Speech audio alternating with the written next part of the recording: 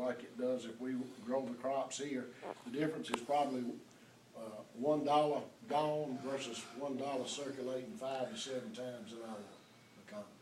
Well, how expensive though is it to install an irrigation system? I mean, when we're talking about farmers who already have sort of a system of spending their money outside, how much would it be to bring it?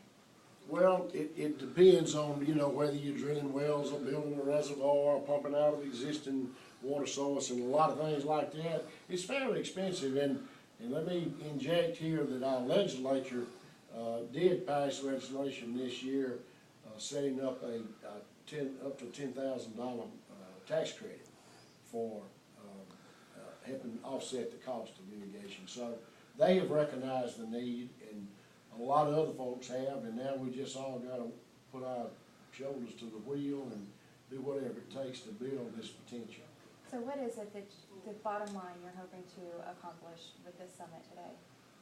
I think education is probably the number one thing to be sure that, for example, we've got about 2,500 acres of cropland that we believe should be irrigated or can be economically irrigated in the state to the benefit of the landowners and the farmers. So that's what we got to look at, and you know, we talked about the production numbers earlier, and you start putting the pencil to that, and we're talking about a lot of jobs and a lot of economic impact to the state of Alabama.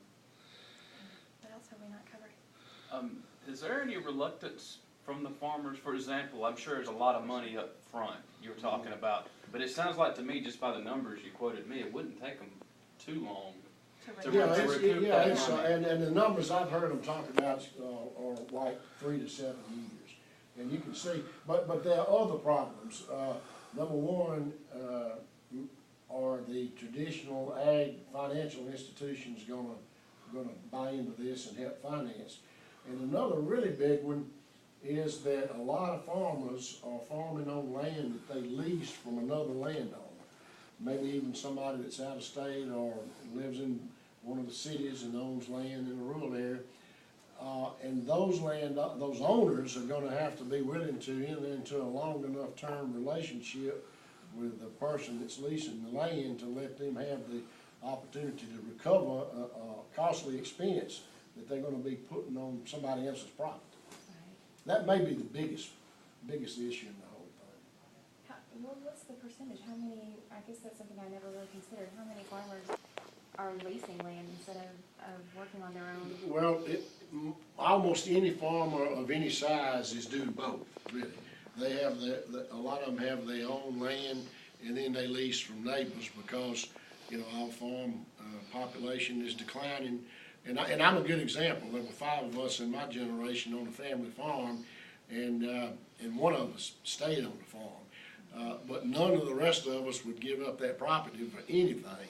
So that's what we do.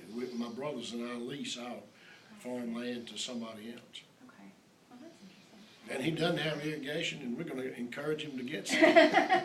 Will you help him pay for it? We will. We sure will. We'll work with him on that annual lease payment to be sure he has an opportunity to recover his expenses. Yeah. Good. That's great. Thank you. Good. Thank you. Very Appreciate much. y'all being here and coming in.